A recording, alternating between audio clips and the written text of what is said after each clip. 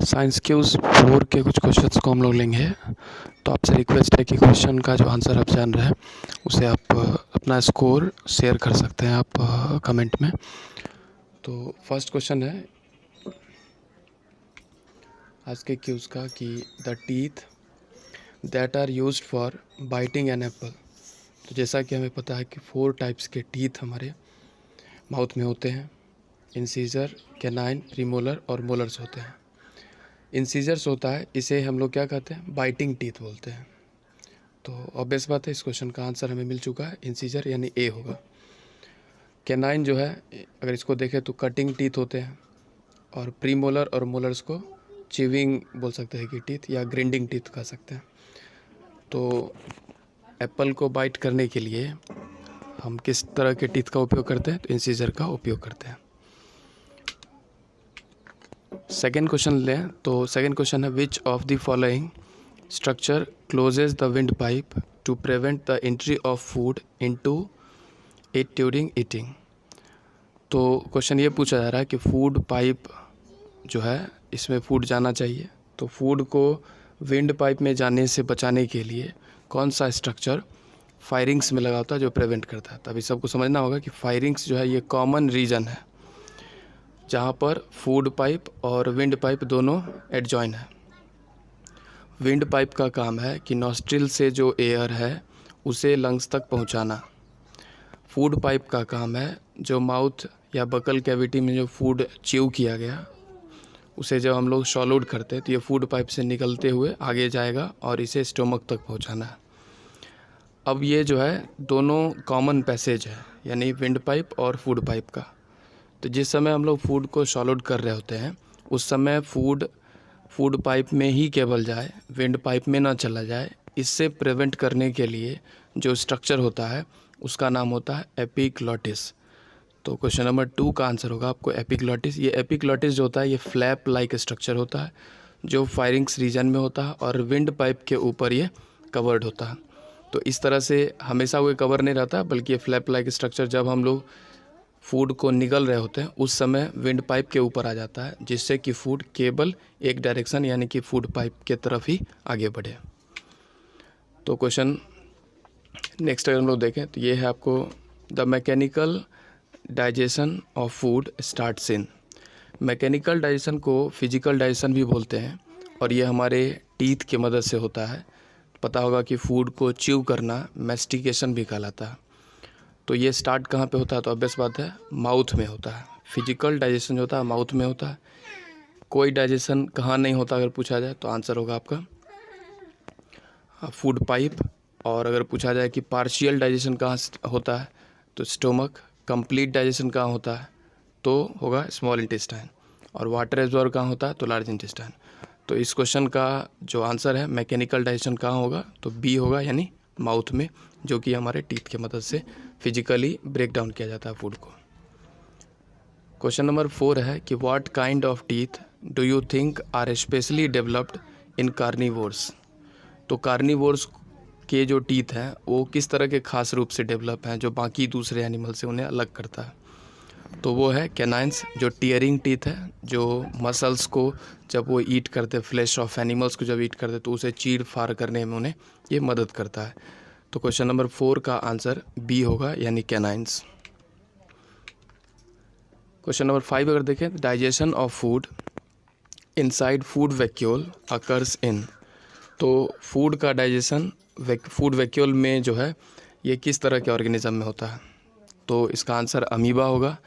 Amoeba में जो finger like projection बनते हैं स्यूडोपोडिया, उसके बाद फूड जो है वो सेल के अंदर एंटर होता है और उस फूड को आप कह सकते हैं कि फूड वैक्यूल का मतलब क्या हुआ, कुछ खाली जगह जैसा हुआ, उसमें जाता है और उस पर डाइजेस्टिव एंजाइम जो होते हैं एक्ट करते हैं, जिससे कम्प्लेक्स फूड को सिंपल में ब्रेक किया जाता है और फिर वो ऑब्वियस बात है कि पूरे सेल में एसिमिलेट होता है, यानी डिस्ट्रीब्यूट होता है, उससे एनर्जी बनता है। तो क्वेश्चन 5 जो था कि फूड वैक्यूल में किस तरह के ऑर्गेनिज्म में फूड डाइजेस्ट होगा, तो सी होगा इसका आंसर, यानी अमीबा। नेक्स्ट क्वेश्चन अगर लें तो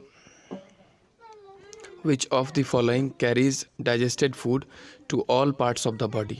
अब डाइजेस्टेड फूड जो होता है ये स्मॉल इंटेस्टाइन में एब्जॉर्ब किया जाता है और किससे एब्जॉर्ब होता है, तो ब्लड से होता है, और इसी के मदद से पूरे बॉडी के हर पार्ट्स तक, हर सेल तक इसे पहुंचाया जाता है। तो इस क्वेश्चन का आंसर हो गया आपको मतलब ब्लड, ए हो गया ऑप्शन।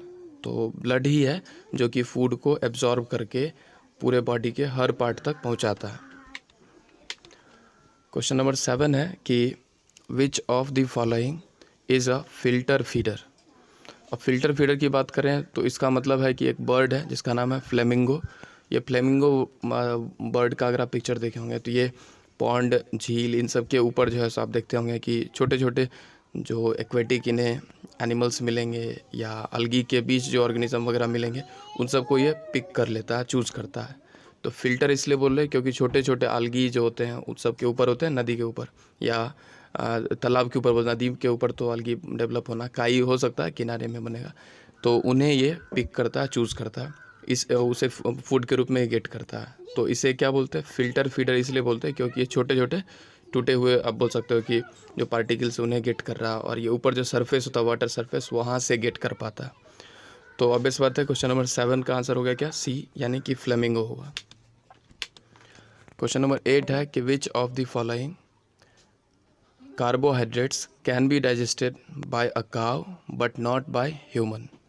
तो मैन या ह्यूमन के द्वारा कौन सा ऐसा कार्बोहाइड्रेट है जिसे डाइजेस्ट नहीं किया जाता है। तो अगर एग्जांपल की बात करें तो वो हमारे जैसे रफेज जो हम लोग लेते हैं, तो पता है ये अनडाइजेस्टेड फूड रहता है, ये हमारे स्टोमक को केवल साफ़ करने में, जो एलिमेंट्री कैनाल है उसे क्लीन करने में क्लीनिशिंग एजेंट के रूप में काम आता है। तो कार्बोहाइड्रेट में इसमें जो आंसर होगा आपको सेलुलोज होगा। सेलुलोज जो है ये डाइजेस्ट किया जा सकता है किसके द्वारा, काऊ के द्वारा। काऊ को कर्ड च्यूइंग, रूमिनेंट्स या फास्ट ईटर एनिमल भी कहते हैं। इनके डाइजेस्टिव सिस्टम जो होते हैं वो देखा जाए तो कुछ एडिशनल इसमें पार्ट्स भी पाए जाते हैं इसके लिए। जैसा कि आपको पता है कर्ड च्यूइंग एनिमल में 4 चैम्बर्स होते हैं, यानी कि र्यूमेन, रूमिनेंट्स, और 2 और पार्ट की बात करें तो ओमेसम और एब ओमेसम। तो र्यूमेन जो है सबसे पहले वहाँ पर फूड जो है हो जाता है, और सेलुलोज पर आप कह सकते हैं कि एक्शन, एक तरह से कह सकते हो एंजाइम, इन सब का स्टार्ट हो जाता है। तो जो सेलुलोज है वो एक तरह से ग्रीन पार्ट है जो काफ़ी कम्प्लेक्स कार्बोहाइड्रेट है, और इस क्वेश्चन का जो आंसर होगा वो क्या होगा, सेलुलोज ही होगा। यानी कि सेलुलोज को ह्यूमन डाइजेस्ट नहीं कर सकता, लेकिन इसे काऊ या ऐसे जो हर्बीवोर्स होते हैं, कर्ड च्यूइंग एनिमल्स होते हैं, वो इन्हें डाइजेस्ट कर सकते हैं। क्वेश्चन नंबर 9 है कि dash is known as the true stomach of ruminants. तो जो कर्ड च्यूइंग एनिमल्स हैं यानी हर्बीवोर्स जो है, उनके ट्रू स्टोमक कौन कहलाते हैं। तो देखिए 4 चैम्बर होते हैं जो अभी बात कर रहे थे हम लोग, इसमें एब ओमेसम जो है ये ट्रू स्टोमक कहलाता है। यानी कि क्वेश्चन नंबर 9 का आंसर होगा डी, एब ओमेसम। और क्यों कहलाता है, क्योंकि यहाँ पर फूड पर जो है बहुत सारे डाइजेस्टिव जूसेस या एंजाइम जो होते हैं वो रिलीज़ किए जाते हैं, जिससे कि फूड का जो पार्टिकल है उसका डाइजेशन मतलब होता है। तो जैसे ह्यूमन में आप कहेंगे कि हमारा स्टोमक है जहाँ पर डाइजेस्टिव जूसेस रिलीज़ करके फूड को ब्रेक डाउन मतलब किया जाता है मेजर स्केल पर, ठीक उसी तरह से एबोमेसम जो है ये 4th चैम्बर ऑफ रूमिनेंट्स है, जहाँ पर ये सिमिलर वर्क होता है हमारे स्टोमक की तरह।